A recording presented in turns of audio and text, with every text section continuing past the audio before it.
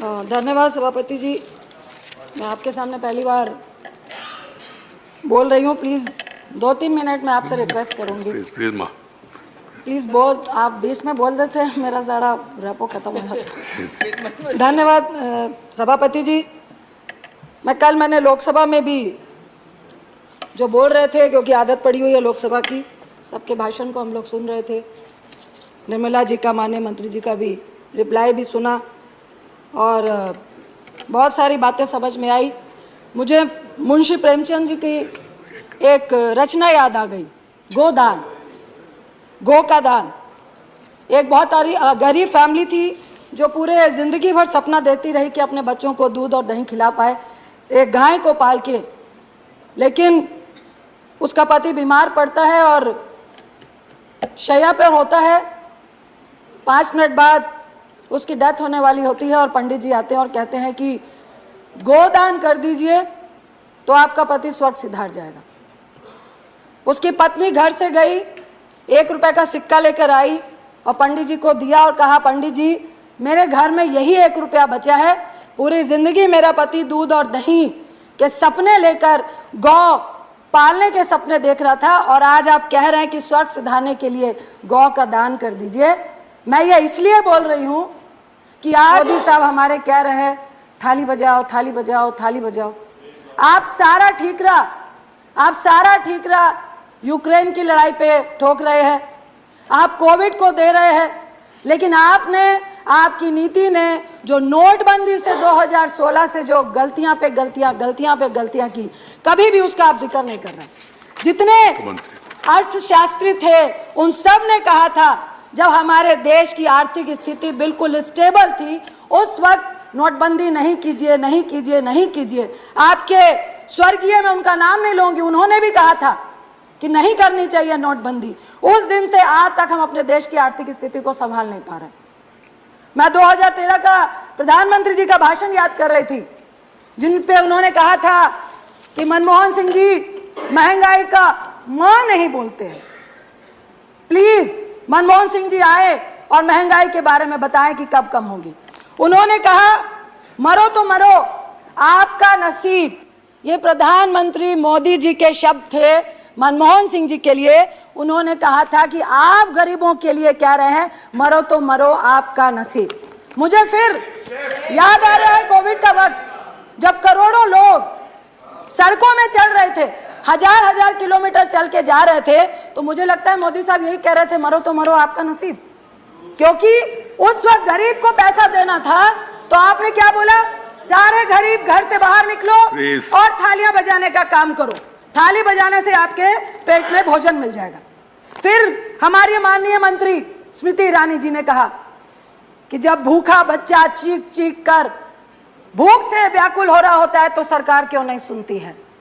जब किसान आत्महत्या कर रहा होता है तो आपके कान में आप रुई डाल के सो जाते हो। आई विश कि स्मृति जी आइए और हम लोगों के साथ, अगर आप चीख के उस बच्चे की पुकार और दर्द को समझ रही थी तो आइए ना। आज गैस सिलेंडर 10,054 रुपए हो गया है। आज आप हमारे साथ चीख कर गरीबों की बात करिए, अपने घर की रंजिश मत निकालिए प्लीज, आप मंत्री।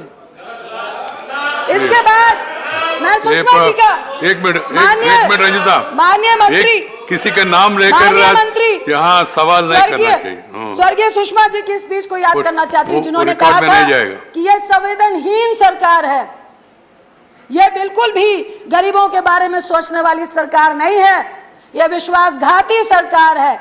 आज मुझे कहना पड़ रहा है कि अगर सुषमा जी होती तो वो निश्चित बोलती कि यह संवेदनहीन सरकार है, हमारी ही सरकार है, यह विश्वासघाती सरकार है, हमारी ही सरकार है।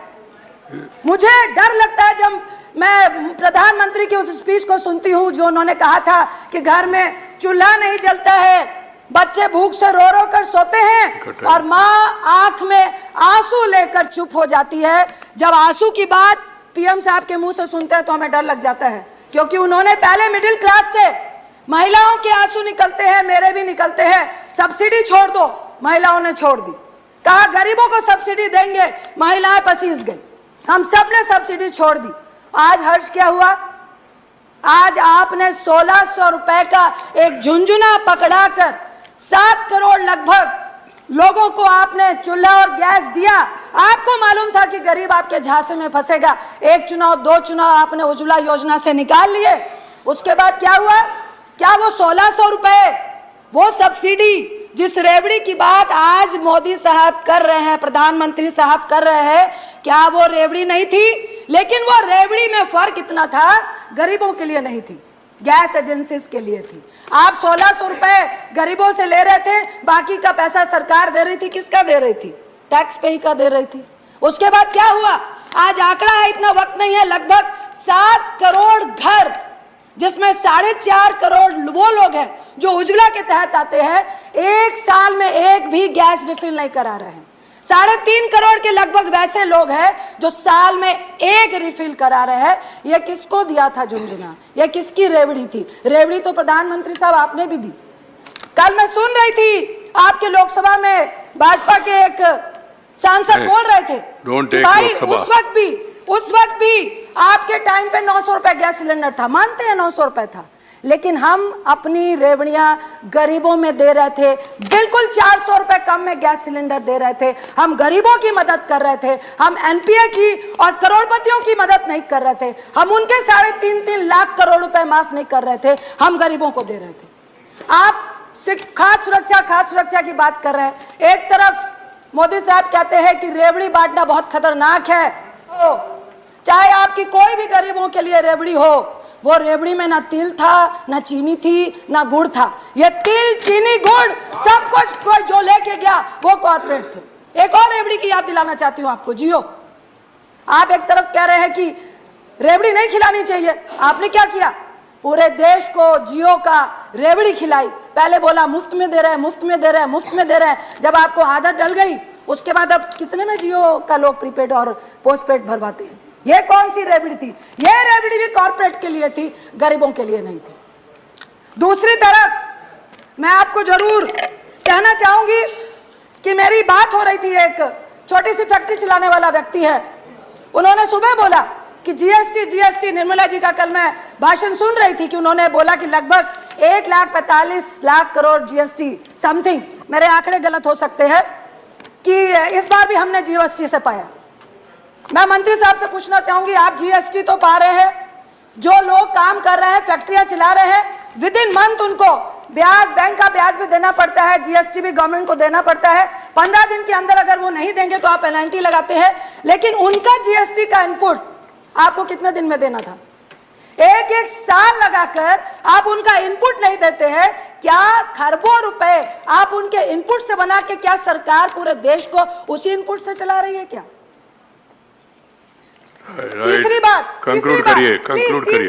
तीसरी बात, मैं एक बच्चे से मिली, 16-17 साल के बच्चे से।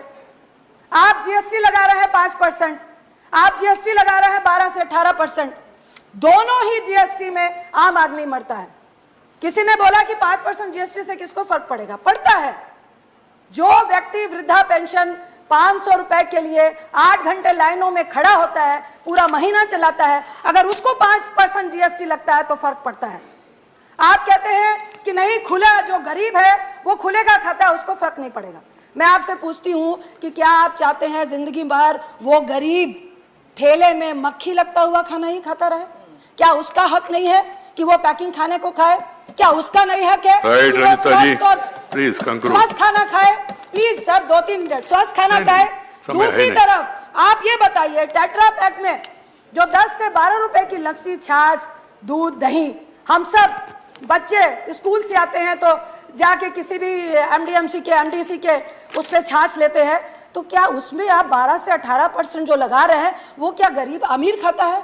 या किसी करोड़पति का बच्चा वो टेट्रा वाली लस्सी पीता है जिसके लिए आप कह रहे हैं कि 12 से 18 करनी है? मुझे एक बच्चा बोल रहा था कि मैडम आप लोग सदन में बोलते नहीं हैं। रंजिता जी, आपने ज्यादा समय दिया, thank you sir. Please sir, thank you, धन्यवाद। Sir please 1 minute sir, please sir 2 minute. Doctor Fauzia Khan, please 2 minute. Doctor Fauzia Khan, please 2 minute. 2 minute extra दिया मैंने आपको। आपने आप पॉलिटिकल सवाल उसमें बढ़ गए तो मैं क्या करूं? सर कंक्लूड, सर कंक्लूड करो, प्लीज सर कंक्लूड करिए। उसने बोला कि आप बताते क्यों नहीं है? स्कूटी से जाए तो तेल महंगा, एक टेट्रा का 10 रुपए का जूस पिए तो वो महंगा, स्कूल में जाए तो पेंसिल, रबर, इरेजर, कटर महंगा।